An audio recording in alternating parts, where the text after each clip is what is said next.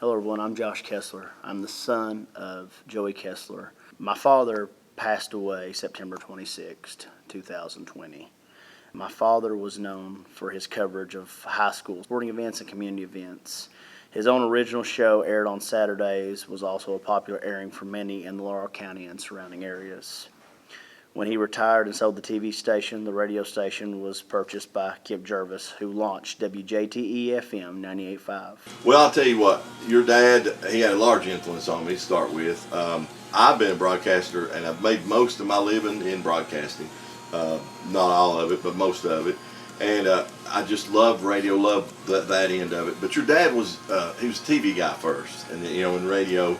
But he was a huge influence on me, and so much so that I actually, purchased, this station, the Live London, was actually WJJA, that low power FM there.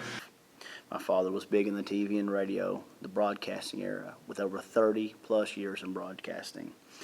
There's a lot of different folks that remember my dad for different things. I'll share with you some. A lot of fond memories. My dad was a unique character in the broadcasting area. He was a visionary. He had a show where he would put on a long-haired wig, and people loved that show. He was called the David Letterman of East Bernstadt, which is a very high praise, and he really responded well to it.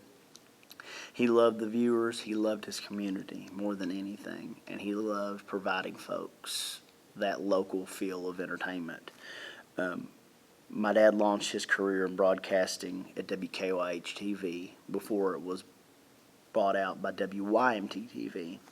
My dad worked alongside Dave Sheffett. Dave went on to do KET, Kentucky Field. My dad had a great sense of humor, and once he retired, he was looking forward to taking cruises with my mother, which they did. Did a lot of different cruises. He was a family man. He loved his family dearly. He really left a void in the London-Laurel County community. He always loved to help. He was one that you'd call upon if you needed anything, and he answered the call. He always did. He was definitely a community man. I first met Joey probably in early 1990. I was young. Nearly 19-year-old, beginning broadcasting, fresh out of high school, but Joey was always an incredible guy that I looked up to. He was a pioneer for what he did. He taught me a lot. He got to where he just come over one day to Manchester, and I can't remember what he was doing. He came over for something. He stopped by a radio station. Of course, we came on the air in '89, and we were still kind of the new kids on the block. Mm-hmm. But he was really good friends with Joe Burchell, which was my boss at the time, who owned the station. But me and Joey we just clicked. We just kicked off. He seemed a young guy that was so engulfed in the media business, radio, TV, whatever. And I would eat, sleep, and drink it kind of like Joey done. But he was wonderful. And the thing I always remember about him is he always put his community first beyond anything. And that's one of the lessons I learned, that in this business, and you know that because you were born into it, mm-hmm. There's a lot of giving in the media world, and you do things that you don't get paid for, but you do things because you love your community, you love your people, and that's something that Joey done. Joey truly loved this area and this region. First time he had me over to his TV station, I was amazed at what all he did mm-hmm. for the one-man show at the time before you come along. And then your mother helped with mm-hmm. Some of the shows and some of the tourism shows he done. But, he was always just a giving, caring human being. And I know many a night I sit next to him and some of the guys, whether it was Bill Abner or Tony McDaniel, some of the guys he had doing sports. Mm-hmm. I can remember several nights we were all sitting there together saying the same thing. We did it because we loved it, because none of us made money, but it was a community service. Yeah. And that was Joey to a T. And I can hear his laugh calling me now, just on the phone, because he would call me 2 or 3 times a week. And I mean, I guess I was kind of like one of his pet projects. A lot of the pioneers, as I call them, in TV and radio in Eastern Kentucky, I became the little pet project. And I don't know if it was because they looked and they seen that I really loved what I was doing, but Of course. I was always soaking up like a sponge to him. When he would call and say, "Hey, Joey, how do you do this?" Or, "What's the proper way to do this?" Or, "How do you do that? How does this sound?" And I mean, he would critique me, and he would tell me honestly and help me. He helped me get better. But he was just a genuinely caring guy. And, there's not many of him left. Hi, my name is Dennis House. I'm a reporter with the Kentucky Standard newspaper in Bardstown, Kentucky. I've been in journalism for over 30 years, and for many of those years, I was friends with Joey Kesler. I've been asked to say a few words about Joey in hopes that he will be inducted into the Kentucky Broadcasters Hall of Fame. I remember talking to Joey one time, and I said, "Joey, you having a television station right here in London, Kentucky." I said, "There's no other television station around close by. You had to go an hour to Lexington or an hour to Hazard or a little over an hour down to Knoxville. Those were your other closest television stations." I said, "Why don't you do like a nightly newscast, and inform and keep people informed in this area of the news and everything?" He looked at me and he said, "Dennis," he said, "I thought about doing that." He said, "But I tell you what, I want to entertain people." He said, they can get the news, the hard news. He said they can get that from other television, from radio, from newspapers. He said, I don't want to give people bad news. I want to give people good news. And if you ever watched his Chit Chat show, you know exactly what he was talking about, because he was very entertaining on that show, from wearing a braided mullet wig to sock puppet sidekick. He just wanted to entertain. That's why him and his wife also did a show about traveling around southeastern Kentucky to different local points of interest, and just entertaining shows like that. That's why he also on his WOBZ TV station, he showed a lot of the old TV shows, old black and white comedy, Dick Van Dykes and Beverly Hillbillies and shows like that, because he knew that it was entertaining and people wanted to watch stuff like that. And he was a heck of a broadcaster. He was a great asset to the community. He enjoyed covering local sports. He enjoyed just meeting people. He enjoyed doing his job. He enjoyed everything about broadcasting. And you would be hard pressed in today's world to find someone that was that dedicated to his job and to his livelihood. And there were many times he could have sold WOBZ, he told me, but he hung on to it for certain reasons. But then he finally got a really good offer, and he felt like it was time. He wanted to do more traveling, do more cruises. His son just got married and had a child. He wanted to spend more time with his grandson, and thankfully he got to do a lot of that before his untimely passing. When the station became YMT in 1985, my dad moved on, opened up his own television station in 1993, WOBZ TV9. Like I said, I've been broadcasting for over 30 years. He's worked with very, very influential people. He was working broadcasting at Ole Miss, got to work with the legendary Archie Manning, the father of Peyton and Eli Manning, the legendary quarterbacks. He worked with Van Chancellor, the WNBA celebrated head coach who's won countless WNBA championships. He loved broadcasting. It was in his blood, as I mentioned before. He was proud of my accomplishments. He's the reason why I went the route that I did. Of course, I'm in marketing, but the broadcasting side has helped me with working with a lot of the regional media, doing media buys and things like that.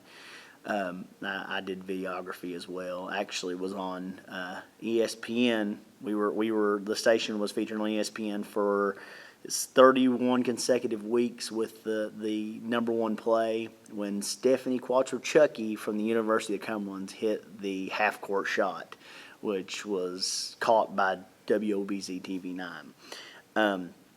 Of course, my dad passed down the broadcasting experiences to me, and the memories will always last. My dad will forever be missed, and the different accomplishments that I mentioned and the different people that he's worked with, I feel like are the reason why my dad needs to be inducted into the Kentucky Broadcasters Association Hall of Fame. He was an innovator. He thought ahead, and I know he was with what turned out to be WYMT. And there's 1,000 stories that go with that, with those guys on the mountain and all, and the just Hazard as a whole, and how that station ties into that place.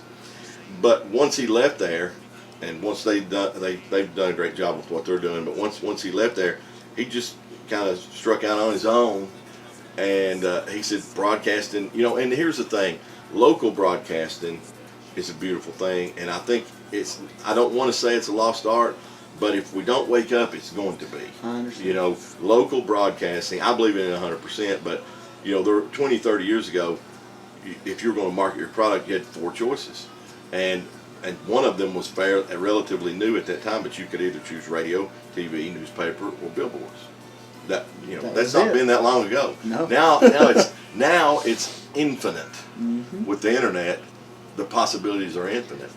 But with that comes the danger of losing your local stuff. Okay, one thing that's serious, and I'm not putting anybody down, but one thing that Sirius XM, Pandora, and Apple Music, and all these places, one thing they can't offer you local.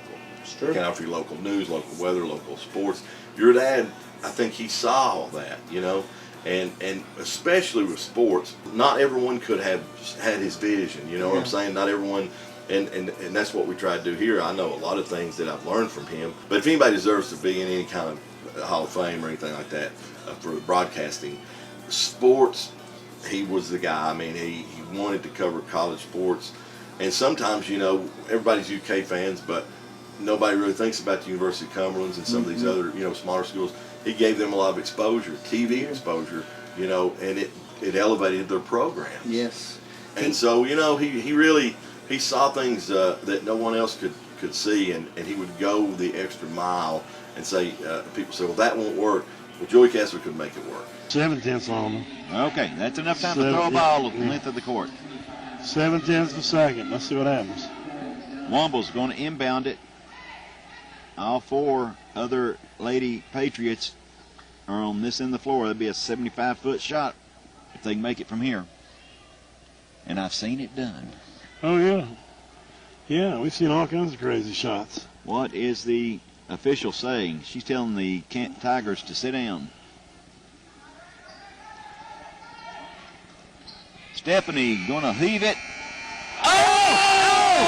good! It's good! Oh, my goodness, and the Lady Patriots are going berserk. It is good. Stephanie Quattro-Chucky just threw a 78-footer over her head and just nailed the basket, no rim. Up the score, 34-27 for the Lady Patriots. Joey, are we good to call it or what? I'm telling you, that's amazing. 34-27 UC. Take a break. Back with the second half.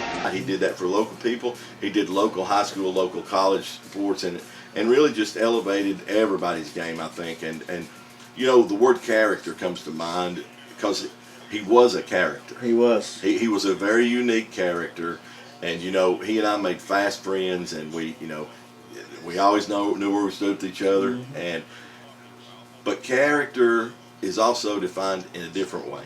He was a character, but he had character. Yes. There are 2 different meanings to that word. I agree with that. And the word character surmises Joey Kesler very well. I think on both counts. Joey Kesler, as you have mentioned and we have talked about, was a trailblazer. He was a pioneer into the TV industry. Not only the first weatherman at what is the biggest TV station in eastern Kentucky, WYMT TV 57 now, I think that he had the it factor for community oriented.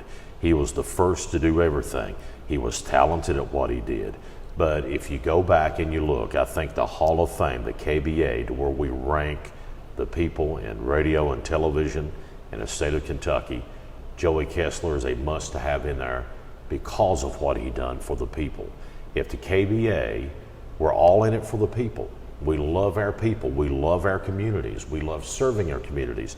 And nobody took a small TV station the way Joey did, ran it for so many years, that gave so much to his community and gave so much to his state and gave so much to his fellow broadcaster. It's not only me. You've had some other people that said good things about him. I can tell you countless of people that have come in contact with Joey Kesler, and he always had to smile. He was always willing to help. If you had a problem, he helped you. If you needed equipment he had, you borrowed it. It didn't matter. If you was on the side of the road with a flat tire heading to a ball game, he helped you change your tire. That's the kind of guy he was. Plus, he was community oriented. And I think in the world of broadcasting, especially in the state of Kentucky, your pioneers, your trailblazers, the firsts, Joey Kesler's there. He was a wonderful talent, but more so a wonderful human being, and the KBA needs to put Joey Kesler in that Hall of Fame. Take it from someone who's been in the journalism field for over half of his life. You couldn't find a better person to induct into the Kentucky Broadcasters Hall of Fame than Joey Kesler, and I hope you give it a really strong thought and do this. Thank you. He was loyal to the KBA, always go to the KBA conventions, loved it, loved hanging out with his fellow broadcasters. And of course, in this video that we put together, you can see he touched a lot of people, and he made some differences in people's lives. And as some folks told me, he was actually one of the first innovators. When you talk about like in Eastern Kentucky, he was the first weatherman, the first sports anchor. These people, these folks in journalism really looked up to that, and he kind of paved the way for them to want to be in Eastern Kentucky and want to develop a career in broadcasting. And I'm very thankful for my dad for doing that. He would always offer a helping hand. As I mentioned before, he will be greatly missed, and I appreciate your consideration for my dad to enter in the Kentucky Broadcaster Association Hall of Fame.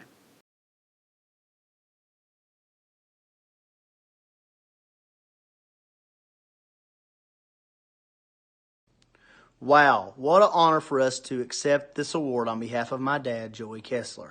He loved his community and loved providing quality entertainment to the television viewers in southeastern Kentucky, as well as other surrounding areas.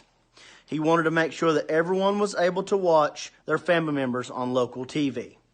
He literally made that possible for the start of the live stream generation.